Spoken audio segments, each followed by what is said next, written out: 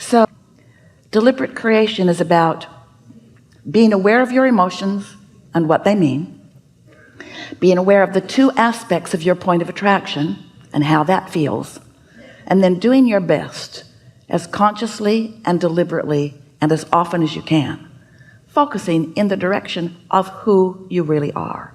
We know life is vivid. We know that it is. Esther walked into this room last night. It was vivid. They wanted to put the stage down there, so some of you would be way back there. Ooh, that doesn't seem like a good idea. The room's weird, isn't it? A weird room. Esther's seen a lot of rooms. This is a weird room. This is a weird room. It's a lovely room because it holds all of you. It's a lovely room because you wanted to be here, and here you are. But it's a weird room, and it took some tweaking. And so sometimes when you walk into something that's not the way you want it to be, they had to string chords in ways they've never had to string them before. These people that come with Esther, that get on airplanes and fly into another time zone and another time zone and another time zone, sometimes when they walk into a situation, it's a condition that they could have a negative knee-jerk response to if they didn't know for sure that they could figure it out, if they didn't know that things are always working out for them, if they didn't have the big picture, if they didn't know what it's going to feel like when it all happens. But sometimes on your way to what you think you want, before you get to what you think you want, it's easy to have a conditional response that slows it way, way down. Yeah? So, you're human, you're beautiful. We love your humanness.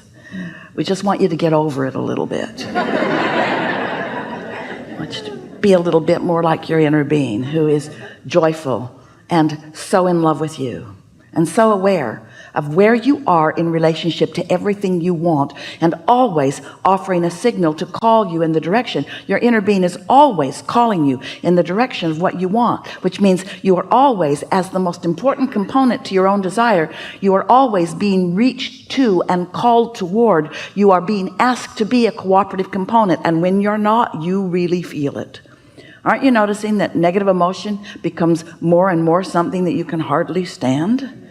You're getting more and more sensitive, and that could do one of two things to you. It could make you pickier with the world, could turn you into a much more demanding person like this woman, could make you just yell all the time at the injustices that are surrounding you, or it could cause you to be more aware that you have more control over the way you feel than you have been giving yourself credit, because you don't have to look exactly at what is. You could look toward what is in the process of becoming. And even better, you could get out ahead of it.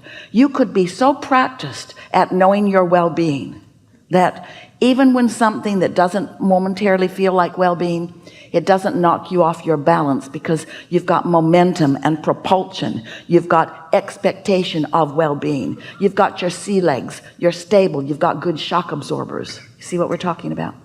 So what do you want to talk about? We're eager to talk with you about whatever is important to you. Don't worry about us. We will wedge our message in the crack. Oh, there's a lot of good stuff happening here in this room. We're going to enjoy this. You just watch and see.